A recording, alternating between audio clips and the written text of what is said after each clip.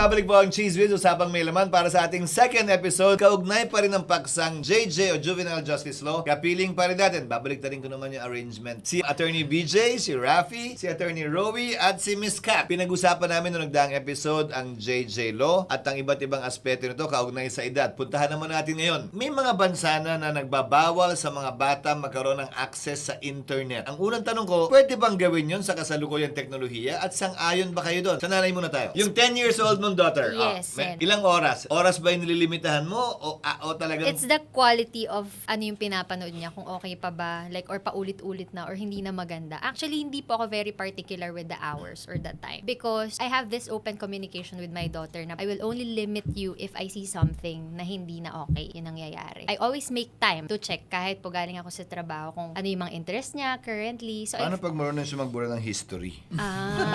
makikita ko sa mga mata niya. Makikita ko sa mga mata mo, ano. Diba? Paano pag kada window, pag lalapit ka, tatanggalin mo na niya yung window, babalik mo na siya sa cartoon. It started kasi sen ganito.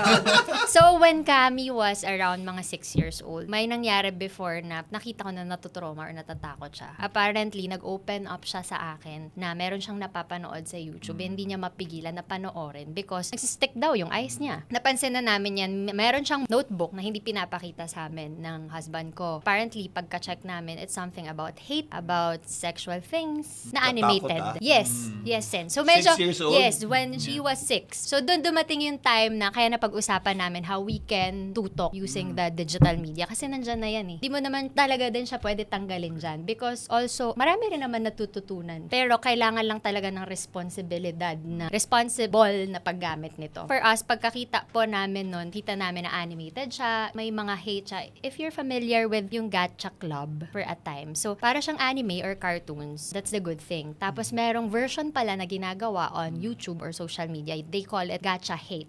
So parang mga couple siya na nag-aaway yung relationship, hinuhulog sa bangin, or nagkikiling, ganyan, dinodrawing niya. Tapos, I hate this character, may mga ganon siya. So, syempre, nabahala ako as a parent po, no. Sabi ko kay Jal, intayin mo ako makauwi, ako yung kakausap. Since mas malumanay ako magsalita. And parang nagpanik na yung tatay nung nakita yon. Kasi may mga, relationship things, ganyan. So, parang pagka-uwi ko, sabi ko, anak, I have seen pala your notebook. Tapos may nakita si nanay na something kakaiba. Can you tell me what's inside of it? Bakit kaya ganun yung nangyayari? Tapos hanggang sa nag-breakdown, umiyak siya. Good sign yun eh. Yes po. For me, parang, okay, finally, magsasalita Kasi siya. pag hindi siya bumigay, Or nagsikreto yung matigas pa siya, lalo. o nagsikreto, Yes. parang ako matatakot ako. Yes. So parang, yun yung tinatry kong sungkitin, Sen, during that time, na parang kaya ko siya dinahan-dahan. So I feel like, I keep on telling my friends also na mga kaedad ko, pati mga kaedad din ng daughter ko, na parang, these are the things that might work also. Kasi mas okay na mas malumanay, dahan-dahanin mo. Kahit for you, ang bilis-bilis na yung tibok ng puso ko nung discuss ko yung topic na yun. So ayan, nag-open up na siya. No matter how much you block pala or report yung video, no matter how much you filter kung ano yung mapapanood nila, at some point, lumalabas pa rin siya as ad. Kahit Nasa iniba mo, algorithm niya eh. yes, kahit iniba mo na, blinak mo isa-isa, ganyan. Data So, profiling online. yes, that's why it's not about how you use it or how you block things. Kailangan po clear yung communication nyo with your anak na kapag ikaw nakita mo na siya, few seconds pa lang, skip mo na. Kasi hindi mo na talaga siya maiiwasan. Magulang ka kahit natutok, pero paano yung malaking porsyento ng mga pamilya na hindi kasing tutok Yes. yung magulang? Na either walang nakatutok o yaya lang ang nakatutok. Bilang magulang, sasang-ayon ka bang manghimasok sa aspetong ito ang gobyerno? Di ba may mga bansa, sa Amerika halimbawa, bawal yung Binance. Ewan ko kung paano nila ginagawa yun. Sa ibang bansa, bawal ang Twitter. May mga website na bawal. Isang bagay ba to para sa'yo na pwedeng panghimasukan ng gobyerno? If it's working from their data, bakit hindi natin pwede rin gawin sa atin? Lang So, po ang for sagot me. kong tanong, kaya ba talagang pigilan yon? May mga bansang nagbawal ng internet access sa mga bata o minor de edad. Anong bansa ulit yun? Sabi mo kanina,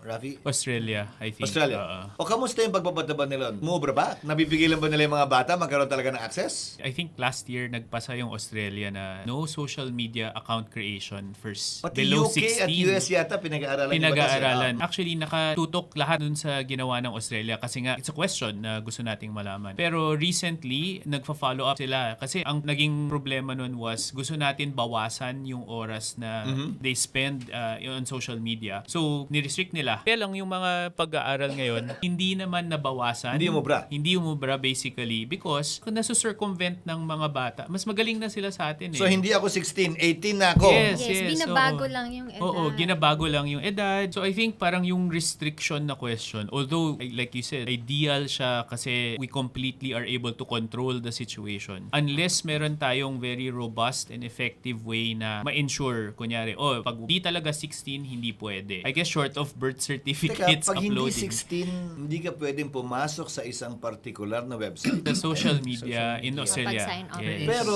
iba't ibang search engine, Those are open to you pa rin. bukas yun. Yes. Di ba? Ang dami mo pa rin Kaya pwedeng so, makita. ang lawak pa rin eh. Yes. Ang goal lang talaga nila was to lessen The use of social media in particular. Kasi kailangan din natin intindihan, like Kat was saying kanina, the internet is here to stay for everybody. Yes. Maraming schools na yung mga learning platforms nila is online, information, dati encyclopedia tayo, but now we cannot restrict the access naman to that information. So, saan tayo lulugar? That's why I think social media was a target din kasi meron nga social media, how sometimes it affects yung socialization or interactions ng mga bata. Lalo na yung mga games na tinuturuan yung mga batang bumarel at magagaling ng bumarel. Correct. No? At yung mga baril na ginagamit, yung mga aktual na baril na available sa merkado. Right. Yes. I've also seen na recently lang, hindi na lang games yung ginagawa nila. May mga music. Parang hindi siya totoong singer, pero ginagawa nila through an instrument to create a singer. Vocaloids yata yung tawag nila. So, yun yung sa mga Gen A ngayon na. So, pagkakita ko, wow, ang ganda nga ng music. Wow, ang ganda ng voice. And ang ganda ng aesthetic, even the animation. Pero, pag pinag-aralan mo the lyrics, it's about cannibalism, killing, puro blood. Pero, in a very ang pleasing talaga. Like, ang ganda ng editing, ang ganda ng characters, ang ganda ng animation. That's why, I keep on asking Kami, sabi ko, may isa siyang ren na nakita na gano'n, na sabi niya, Mom, ang ganda ng voice, ganito, ganyan. But anak, nakikita mo ba yung deeper meaning ng song? If you look at the lyrics, it's about cannibalism, like, my love, my knife. I see it like, nakakapasok pa rin po talaga sila. Pero nagko-conceal sila into like, music lang kami. Maganda lang kaming animation. For them to be able to persuade kids. Kasi yan yung hook also, nila to get them in. And I feel like hindi talaga siya originally mababan agad sa YouTube kasi i-categorize lang as music, Yes, as yes. music video. Pa-creative na ng pa-creative yung mga kriminal ngayon. BJ, may sinasabi ka kanina na study kang ginawa tungkol sa mga gantong bagay. Hindi lang access sa internet, pero yung karunungan, discernment na pinag-usapan natin ng nakarang episode, sa mga bata ngayon, dapat ba tumaas yan o bumaba? Okay, Sen. Dito kasi, kunyari, yung dito nga, setting the age limit on the use of internet. Kung titignan natin, this is nothing different from the Data Privacy Act of 2012. Kasi, Data Privacy Act applies to both digital and non-digital transactions. And then, ano ba yung definition na binigay nung batas na to on a data subject? Sabi, this is a person who consents to the processing of his personal information. Sa batas natin, sino ba ang pwede lang na magbigay ng consent? Only a person 18 and of above. legal age. So kung titignan natin itong setting the age limit, ina-apply na natin dito. But what is the reality of the Philippines? As young as 5 years old, meron ng sariling Facebook account. 10 years old, meron ng TikTok account. O kaya naman, ang gagawin ng ibang magulang, papagamit ko sa'yo yung details ko para safe. Kasi akala nila, hindi matatrack yung anak natin online. O kaya naman, as young as 8-month-old, gagawa ng account noong magulang. Ito yung tinatawag natin na share renting. Okay? So, merong mga dangers yung digital space because whenever we use the internet, meron tayong naiiwan na tinatawag nating digital footprints. So, kahit ang edad ko na nilagay ay 22 years old, pero doon sa algorithm ko, ang mga pinapanood ko ay pangbata. Ma-harvest ng mga third-party internet provider to or website provider. And then, doon na sila mag-feed ng mga iba't ibang klaseng ads. Kaya yung nabanggit mo kanina, kahit anong block ang gawin natin, yung mga May ads, pumasok babalik sa at ads. babalik kasi nga they can profile us online through our digital footprint. Sino tong si Day? Si Meta? Iba-iba, Senator. For example, kasi when we access si Google meron siyang mga partner na websites. Ito yung mga advertisements. So, si Google lang ang merong access sa personal information natin. Yung name natin, email address, password, birthday. Pero, yung mga third-party websites, na-access nila ngayon yung algorithms natin. So, this is open to the public. So, nasa cloud to. So, dun na ngayon nagkakaroon ng data profiling. Pag ginamit ko yung telepono ko o computer ko o iPad ko para mag-search, halimbawa sa Google, may IP address yun. Yes, meron pong IP Diba? address. So may way to identify ako kung sakasali. Pag nagpunta ako sa internet cafe at doon ko in-access yung kung ano man ang gusto kong tingnan, wala na akong IP address nun. Kasi hindi ko naman kailangan magpalagay ng pangalan para mag-search Or sa mag-sign Google. in, yeah. May Wala IP naman sa address pa din doon, Senator, kasi yung kung saan tayo nag-connect na Wi-Fi. Pero yun, nahahack na yun eh. Doon na nga yun sa internet cafe. Hindi na ako yun. Hindi na. So parang ganoon din sa bata. Kahit anong gawin mong limitasyon ng Paano kung sa school computer? paano kung sa school computer Oo, ginamit they niya. do that. So yung mga school computer, nililimitahan yung access, di ba? Yes, yes po. Klaro doon, bawal ang porn. Yun lang alam ko. Pero paano yung mga nakatago nga ng mga site na hindi naman alam ng school? Paano yun? Dito yun nga, yung digital footprints na naiiwan natin, doon tayo na-identify nung iba't ibang mga websites. Kaya nag-feed sila ng information. Nagsimula to in the United States na nagkaroon ng case si Nickelodeon, si Google, at saka si Yahoo. Kasi nakita na whenever we access the web provider is si Google or si Yahoo, yung mga third-party partners niya, Nagagamit yung nagagamit data. din yung data natin. Hindi lang yung personal information natin, hindi yung pangalan natin, hindi yung age, pero yung digital footprints natin. Yeah. So, kunyari ako, mahilig ako sa fast food. Nakita na di ba, pag nag-Facebook ka, Yeah, when you search for... Napaka-harmless naman ng hilig mo. Napaka-harmless at hindi excited. para po maintindihan ng viewers natin, Sen. Food? Kunyari, nag-post ka sa Facebook mo ng fast food. Biglang makikita mo sa ibang applications mo, ang advertisements May niya, finifeed puro sa'yo. fast food Yeah, na rin. yeah. So, yun yung Hindi example na nga lang ng search footprint attorney. natin. Even audio. Yes. We can prove that. Yes. Sa bahay. Yes. Like, hindi naman kami nakahawak ng phone at all. Pero we are talking about things like personal, ganyan. Lalabas sa algorithm mo? Yes, maya-maya, Sen. Pag open ko, Nandiyan na. Umuho lahat o ganon? yeah, that's why it's, sige, whispering na lang kami sa bahay. So, Ganon. Senator, other countries... Yan ang sabi nila kay Alexa noon eh. Huwag ka masyado maingay dahil nire-record daw lahat. Yes, yes. As in.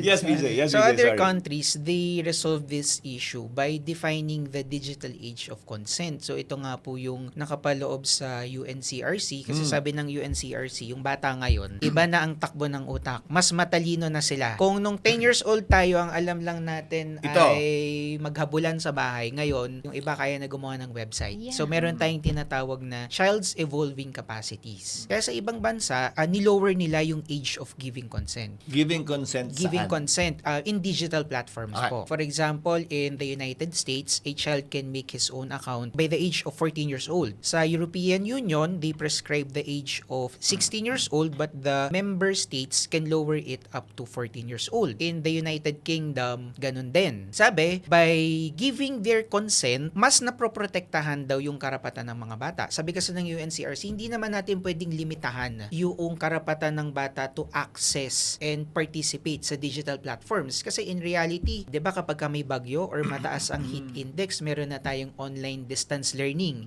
Ang nasuspende lang dito ay yung face-to-face classes. For the children to be able to participate through online distance learning, kailangan nila gumawa ng ibang mga accounts or applications. So kung lilimitahan po natin, parang vina-violate din po natin yung karapatan ng mga bata. BJ, pinag-usapan natin noong nakaraan ng episode natin na galing din sa UN Convention on the Rights of the Child yung sinabing 15. Tinaas hindi binababa. Tanda mo, simula tayo 9 years old, the Child and Youth Welfare Code. Sa unang episode, pinag-usapan din. Inakyat yan ng 15. Pagdating sa criminal liability, pagdating sa internet, bababaan naman nila. Hindi ba parang ironic? Hindi ba parang Yeah, hindi nagmamatch. hindi tumutugma? Paano magiging mas matalino at mas may tiwala tayo sa bata pagdating sa paggamit ng internet at ng computer? Tapos hindi siya matalino at wala siyang discernment pagdating sa paggawa ng krimen. Di ba dapat tumugma yun? Dito na saan pumapasok yung term din ng UNCRC na best interest of the child na kanina nabanggit din ni attorney So parang Romy. anything and everything in favor of the accused. Yes po. Ano So diba? dito,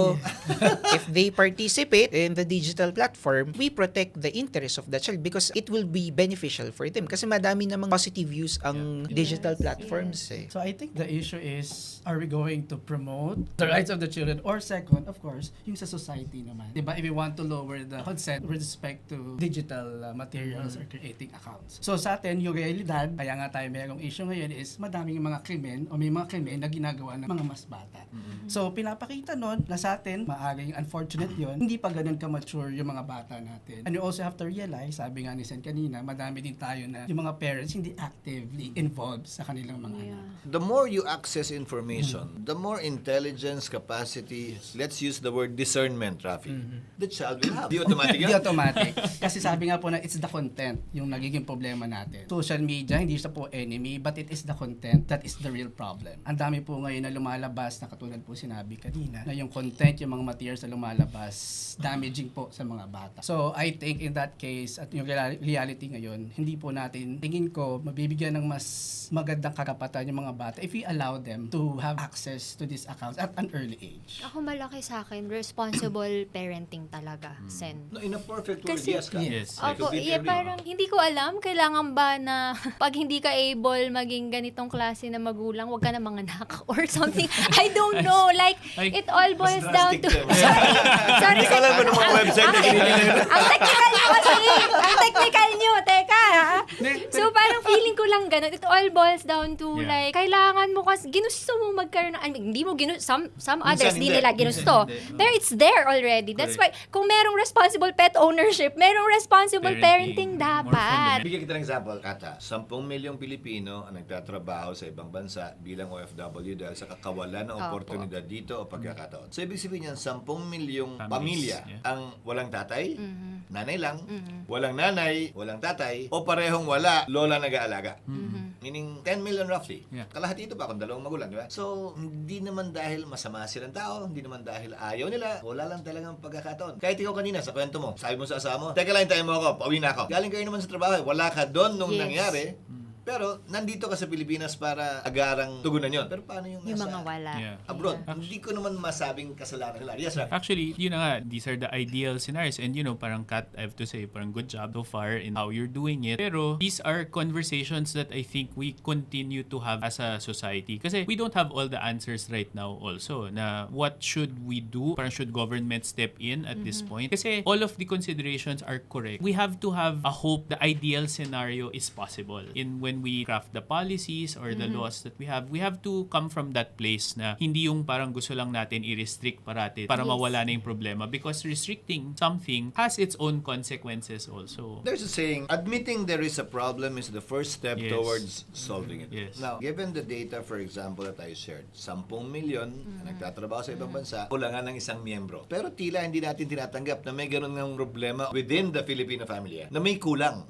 na hindi kumpleto. Yeah. At nasa hirap ng buhay, kailangan 2 o 3 ang trabaho ng kada magulang. I'll give you an example. Minimum wage in any city in the country is computed on the basis of the fact that 2 parents are working. Not one, ha? Di ba dapat nakalagay sa Constitution, living wage? Ang sabi ng labor laws natin, minimum wage. Pero pag tinignan mo yung minimum wage, kulang na kulang para mabuhay ng isang araw sa Metro Manila. Bakit? Kasi nga, sa punto de vista ng labor natin, 2 at least ang nagtatrabaho. Na hindi naman totoo yun. 2 ang full-time na nagtatrabaho. So pag inad mo yung minimum wage sa Metro Manila halimbawa, inad mo yung 2 minimum wage, sapat nga naman. Pero ibig sabihin nun, May wala sila buong kakulangan araw sa bahay. Yeah. Wala sila buong araw sa bahay. Yeah. Sino nag-aalaga ng mga anak nila? Yun yung dysfunctionality na kailangan tugunan. Amining may ganung problema. Meron Tulad ng sinasabi talaga ka. po, yeah. Para hanapan ng paraan ng komunidad, ng barangay, ng DSWD, ng paaralan, ka-classify mo ba na kapag single parent yung nag-aalaga sa kanila ay mas tutok? Bibigyan mo ba ng classification yung bata na kapag abroad yung tatay o wala absent yung tatay o nanay, mas dapat tutukan at bigyan ng gabay? Wala tayong ganun, ha? Sa paaralan man o sa komunidad. Kaya tingin ko yung safety, either sa digital space or commission of the crime, happens long before a crime is committed. Kasi ngayon, nagtitingnan natin, we are reacting to these things. Nag-iisip tayo ngayon ng ano bang immediate solution on this, but we do not answer the root cause of the Yes, problem. the Kaya sinasabi po natin, iba-ibang sitwasyon ng mga pamilya, mayroong buo, mayroong hiwalay, mayroong di actively involved, mayroong very active. So it's a shared responsibility kung mayroong po May yung- nagmamahalan, mahal naman yung bata pero ni-spoil. Yeah. Tama po May, yun. may ganung May extreme ganun na. extreme din. Oo. Yeah. It's really a shared responsibility ng government, ng parents, na mag-provide tayo ng safe environment sa ating mga bata. So kung sa education, value formation, na kahit wala yung magulang, kung naturo pa natin mula sa elementary, kung tamang pag-aasal, in the absence of the parents, yung mga bata, ma-expect natin na magiging good citizens sila. Balikan natin kung saan tayo nagsimula. Yung insidente sa Tacloban kung saan may 2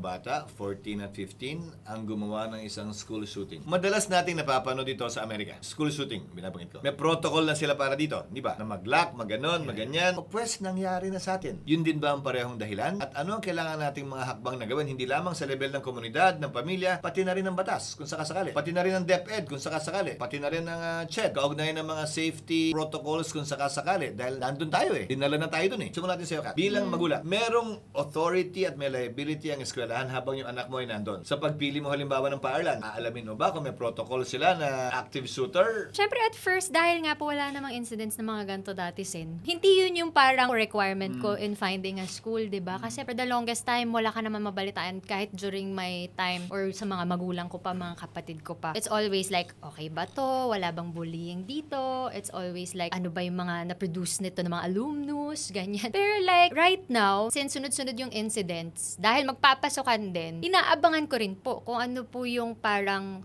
step up na ginawa nung school, nung Yung enrollment. pagbabago kung meron Yes, man. kung meron man. Like, for example, before meron naman na nung, what you call, parang metal detector. Pero right now talaga, one by one, i-check na yung Hindi sa bag. lahat ha. Hindi nga lahat ng public school may gate Ay, eh. oo. Hindi nga Opo. lahat may pader Yeah. eh. Pati aso at saka baka at saka kambing nakakapasok eh. Yeah. So, ayun, yung parang for us to be able to know lang na meron tayong ginagawang paraan to prevent naman this time since sunod-sunod po yung pangyayaring ganon. Sa probinsya, yung sinabi ko is descriptive ha. May bakod man yan, mababa. Nakakapasok ka ang kambing eh. Nakakapasok ka ang aso at baka eh. At walang security guard. At hindi lang isa entran. Ni walang pader sa likod. Pwede kang dumaan kahit saan ka nanggaling. Napakahirap ipatupad yun kung sakasakali ha. Sa'yo, Attorney Rowie, ano sa tingin mo yung mga kailangan natin gawin para i-address o hindi man maiwasan paghandaan ang mga kaganapan kung ito'y mauulit muli? Pagka po yung bata nag-commit ng crime or nag-violate ng any, ang unang pong tanong natin is, hindi dapat, ano ba yung law or rule na violate? Ang dapat, pangalawang tanong natin is, what can be done in order to prevent another victim or to prevent this child to be a lifelong criminal? So dito po papasok yung una, maganda po na meron tayong batas, laws and rules, but it's only a part of the solution. Ang kailangan po natin is proactive involvement ng parents, ng society, and ng government to provide a safe space for everyone. Hindi po tayo dapat maging reactionary lang, but sinasabi nga po natin sa governance, preventive dapat yung ginagawa natin. Ano dapat ginawa natin para nung bata pa lang, naayos na yung values ng bata. So it's really a shared responsibility, hindi lamang po ng mga mambabatas in crafting the best laws, but it's also a responsibility of the government implementing it and also nung family or ng community in order to make sure na yung bata is maganda yung values niya sa buhay. Rafi, ikaw. We cannot attack this problem from one place lang. Hindi Na- JJ Law lang ang solusyon nito. Hindi lang kumbaga. JJ Law. Huwag niyong isisi lahat dito. Oo. Yes.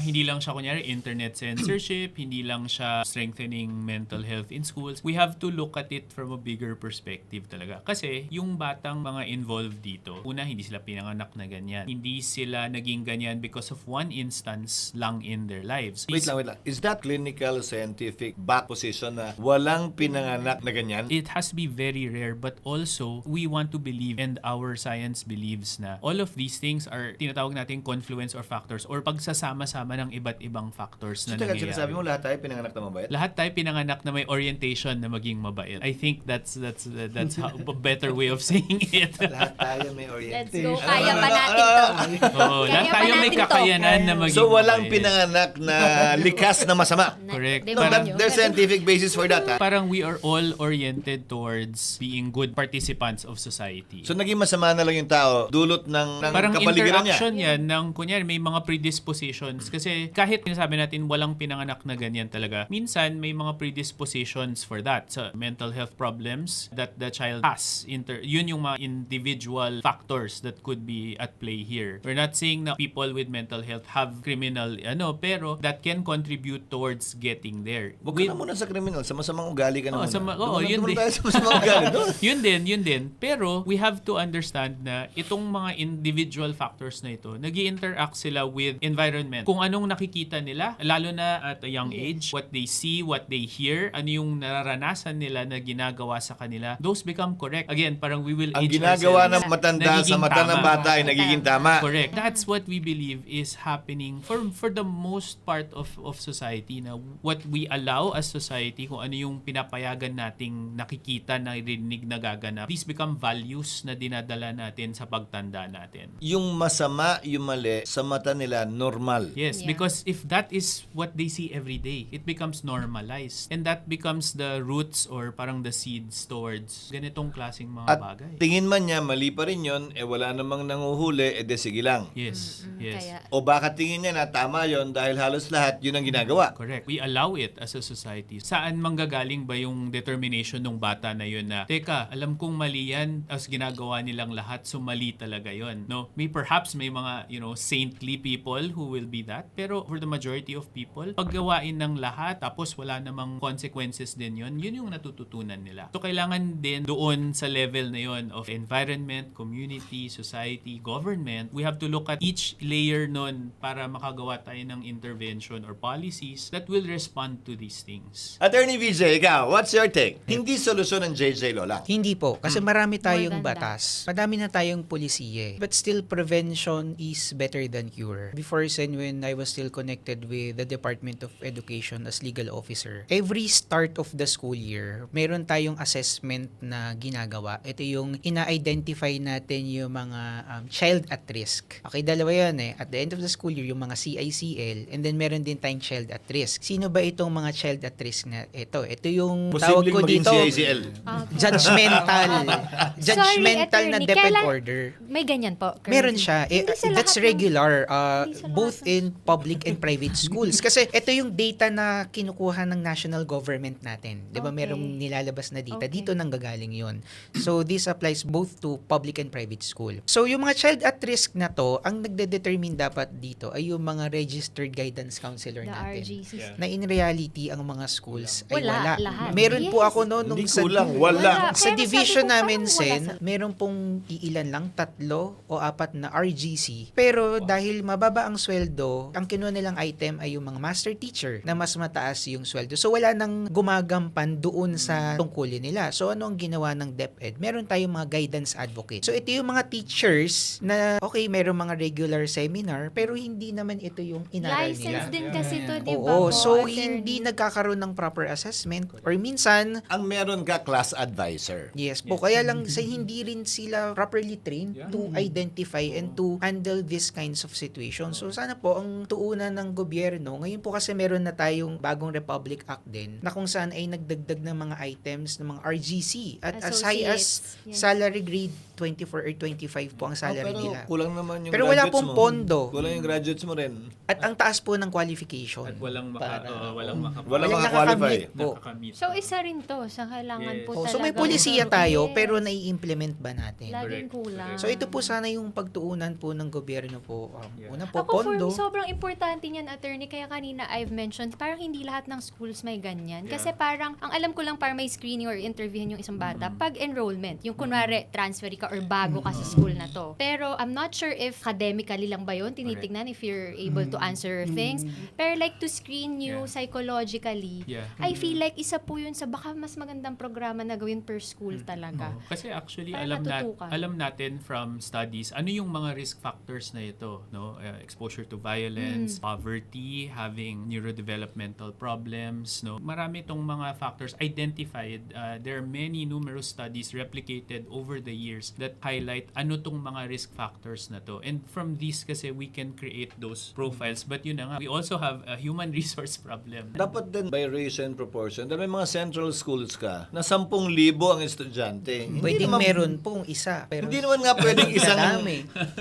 guidance Wala. counselor ka Oo. lang doon Ang sa alam ko 10,000. parang ano yan, isang RGC, 500 students dapat. Kanya, For public something schools po, like that. dapat at least per school meron. Ang naging biroan nga po Sabi namin nga sa'yo, per school eh. So, Grabe!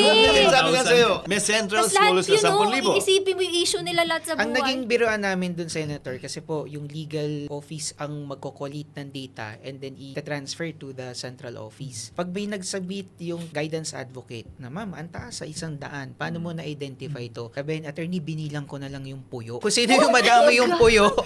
Pero biroan na lang Okay, namin okay. yun. Kasi nga, it's still impossible Hindi mo na kaya eh. ma-assess Yeah, lahat. opo. Hindi ba pwede, kunwari, since kulang po siya or konti po yung ganon graduates, di ba pwedeng, pahiram naman ng RGC sa inyo, sa amin naman? Hindi, Pwede or ganon? bigyan nyo ng mas simple kahit hindi nagpakadalubhasa sa Yes, sa yes. field na yun. Oo. Bigyan nyo ng checklist man lang ang kada class advisor. Yung madaling intindihin na Opo, tunuwain. At simple yun ngayon ang lang. isasubmit niya doon sa nag-iisang guidance counselor para sa 10,000 estudyante para may basis man lang. Meron mga ganyan, yung parang triaging na system. Kasi kunyari, general surveillance. Nakita na natin ng Diba? COVID yan, di ba?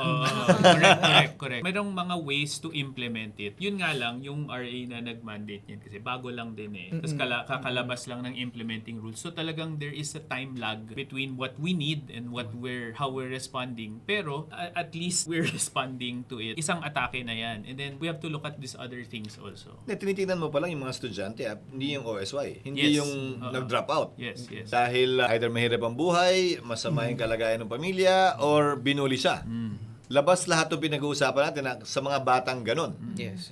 Na maaaring bigla na lang din pumasok sa kanilang paaralan na dating pinag-aralan para lang maghigante. And then I think also, Sen, we have to look at, kasi this particular case, kasi naririnig natin na hindi lang within what we usually know in the environment is at play here. Pinasukan na rin yung mga platforms na yon ng mga bad actors talaga, mga sindikato na who are preying on these children and identifying kung sino yung may vulnerabilities na ganito, and then parang nara-radicalize or indoctrinate sila towards violence. So that is another layer that we have to look into na paano nakakapasok yung mga bad actors na yun at paano natin sila pipigilan. So marami talaga yung problema. Buti na lang good actor ako. Buti na lang pinanganak ako ng mabuti. Ay, tayong lahat pala. Tayo lahat According yan. to Rafi. According to Rafi. Kumusta kayo ngayon? Orientation to be good.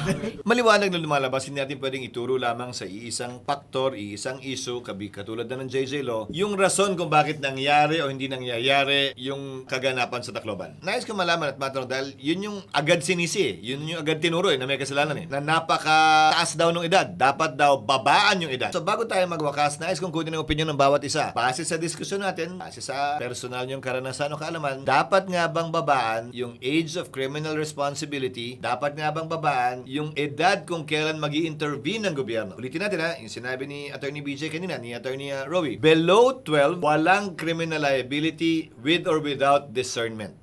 Above 12, meaning 12 years and 1 day, hanggang 16, walang criminal liability pero may intervention ang pamahalaan. Depende kung gaano kagrabe yung iyong kasalanan. Above 15 and below 18, pag may discernment, may intervention, posibleng may kaso din. Di ba? Yun yung batas ngayon. Kapag walang bahay pag-asa, required man ang intervention, walang magagawa ang kapulisan o law enforcement kung walang paglalagyan yung bata na lugar. Dahil hindi siya pwedeng ihalo sa ordinaryong matatandang mga kriminal. Pag ginawa niya yon, nung pulis man o nung mayor, sila ang makakasuhan. Yun yung batas sa ngayon. Yung mga panukala ay pababain yung edad. Miss Kat, nasaan ka doon? I feel like po, Sen, na baka nasa tama na po yung ating edad na currently. Ang nakikita ko pong kulang. Nung nakalang episode, may 11 ka yung haba nung sinabi mo sa 11 Hindi, years for old. me, eto na nga, Sen. Parang I feel like baka may butas lang that we can like have another section or something na to amend na pwedeng may case to case po. Sa below 12. Yes, sa below 12. I feel like yung age, hindi po yun yung magde-determine kung anong klaseng, hindi siya punishment What do you call it? Intervention po yung kailangan ng bata, ng biktima at ng suspect. Kasi I feel like, kaya siya 3 years old pa siya, or 4 years old, or 11 years old. Pero kung may ginawa po siyang kakaibang krimen or karumal-dumal na krimen, kailangan niya rin ng tulong even the suspect. So, kung ang legal na gagawin lang po ng ating bansa, base sa ating batas, okay na yan, pauwiin yan. Kasi wala naman talagang dapat gawin sa kanya. Walang papel na dapat gawin para doon. I feel like yon kailangan lang po nating i-fill yung gap na yon. Kasi I feel like doon din po nanggagaling yung mga social media citizens natin na sinasabi nilang ibaba yung edad because gusto nilang magkaroon ng justice. Kailangan may ginagawa talaga for them. Hindi pwedeng wala. Hindi pwedeng wala, Sen. Attorney Roy? Una po, kailangan nating remind yung sarili natin, hindi yung batas yung problema. Yung juvenile justice law, maganda po yung batas kasi kailangan po natin na-explain. Exemption from criminal liability does not mean exemption from responsibility. Kasi meron po tayong measure sa batas paano po maging responsable yung bata na kumamit ng crime. Kaya po meron tayong intervention at iba-iba pong mga gagawin para maayos at maunawaan ng bata na mali yung ginawa niya. So hindi po mali yung batas. Ang nagiging problema po natin ngayon is ano po yung reason kung bakit ginawa ng bata yung krimen na yun or kahit bakit siya nag-violate ng batas. And I think doon po tayo nagkakaproblema, doon po tayo hahanap ng solusyon. Na nag-usapan po natin, it is a shared responsibility na mag-provide ng solution, malaman natin ano bang problema nun yun, at pag-provide ng safe space sa mga bata with the responsibility ng parents, ng society, and of course, ng government. So maganda po yung batas. Ang kailangan po natin ay pagtutulungan, pagpapaganda ng values ng mga bata. Sa akin, wala namang problema to look into any law. Kasi nag-evolve yung society natin Tulad ng yung mga sinasabi na nag-evolve din yung understanding natin ng kung ano yung nasa development, kung nasa ano may bata. Wala namang problema na tignan yung law. Yung sa age na question, I think we're okay where we are dun sa age. Pero, like, tulad nga ng usapan natin, it reveals some gaps doon sa law. Tulad ng bakit hindi na sa subject to intervention at kunyari based lang on age. I think dapat i-rethink natin yung, sige, yung criminal liability, pwedeng wag na natin pag-usapan yun. Pero, yun na nga, what happens if they're underage? Ano yung responsibilidad ng state, ng estado, na mag-intervene na rin kapag may ganong karumal-dumal na ginawa kahit anong age. Dapat may ganong gap at dapat tingnan natin paano natin ma-address yung gap na yun. Sa akin nga, kahit hindi pa karumal-dumal, dapat may intervention. Dahil maghihintay ka ba? Correct, correct. Na maging karumal-dumal yung ginawa niya? Or at any activity that goes against the values of society. Yes, opo. Dapat meron na tayong anong klaseng intervention, what kind of corrective measure. Kasi if the mindset is corrective, rehabilitative, anong gagawin natin para maibalik Yeah. siya doon? So yun yung gap na I think we have to address. Sa akin, Sen, maaaring ibaba po. Pero ang pangahawakan ko dito ay yung provisions ng UNCRC. Favorite ko ang UNCRC. Pansin ko ha. Okay. Na-notice Dahil mo po, yan. binasa ko po siya Nag-prepare po ako for today. Sabi po ng UNCRC, the age of criminal liability is 14 years old. So kung titignan, mas mababa pa yung sa kanila compared doon sa binigay natin na 15 years old. Pero sabi din niya na yung mga signatory states can increase the age of criminal liability Which na we did. yun yung ginawa natin. So kung dito sa Pilipinas, maaari ba nating ibaba? Yes, siguro i-pattern natin after with what is prescribed by the UNCRC. Kasi ako naniniwala ako na itong edad na binigay nila, ito'y nagdaan sa napakatinding pagsusuri. Yeah. Ilang taon ang inaral para Iba't ibang maibigay kultura. Yes. Siguro Sen, that can be used by the Congress as a guide para po maging basehan in lowering the age of criminal liability. So, 14 years old po, kung ibabash nyo po ako UNCRC. Signatory po tayo doon. Hindi niya kasalanan. Nagda-drop name pa yung institusyon. Pinapaslan sinisisi. Para sa akin, matagal na ako mambabatas. At ito palagi kong sinasabi. Iisang batas lamang po ang inukit sa bato at galing sa Diyos na hindi natin pwedeng baguhin. Lahat ng ibang batas na pinag-uusapan natin na umiiral sa ating bansa at lipunan, sinulat lamang sa papel o tinype sa papel o pinrint sa papel at galing po lamang yan sa tao. Walang perpektong taong pwedeng makaalam ng lahat ng kaalaman na kinakailangan para magpasa ng isang batas na hindi mo na pwedeng baguhin habang buhay. Ultimo yung tinatawag nating fundamental law of the land, yung ating konstitusyon. Gaano man katatalino yung gumawa niyan, naglagay pa rin sila ng probisyon kung paano siya babaguhin at amiendahan. Kinikilala kasi nila na hindi nila angkin lahat ng talino para hanapan ng sagot lahat ng magiging problema na nung sinulat nila yon ay hindi pa naman problema. Lalo pa siguro kami sa Kongreso. So, dapat maging bukas kaming lahat ng mga mambabatas at miyembro ng Kongreso kaugnay sa anumang pagbabago. Hindi pagsasabing mali ka o mali kami nung pinasa namin yan at kailangan mong pagtanggol ng parang binabaso o iniinsulto ka. Wala pong tama o mali. Ang mga pagkakataon at kaganapan ay nagbabago. Dapat sumabay tayo sa pagbabagong yan. Walang mali o tama. Ang meron lamang dapat tayong tingnan, pagkakataon para pagandahin, ayusin, iwasto, pabilisin, tingnan at tiyakin na mas maayos yung mga batas na ating ipapasa alang-alang sa interes ng ating mga kababayan at bansa at syempre, mga kabataang Pilipino. Sana nag-enjoy po kayo sa aming mahabang episode at sana, maski na paano tulad ng dati may napulot po kayong kaalaman, aral o kaliwanagan kaugnay sa naging pagpapalitan po namin ng pananaw dito lamang sa Cheese Whiz, Usapang May Laman. Maraming salamat BJ, Rafi, Rowie, and Kat. Thank you sa inyong partisipasyon. Maraming salamat po at hanggang sa ulitin.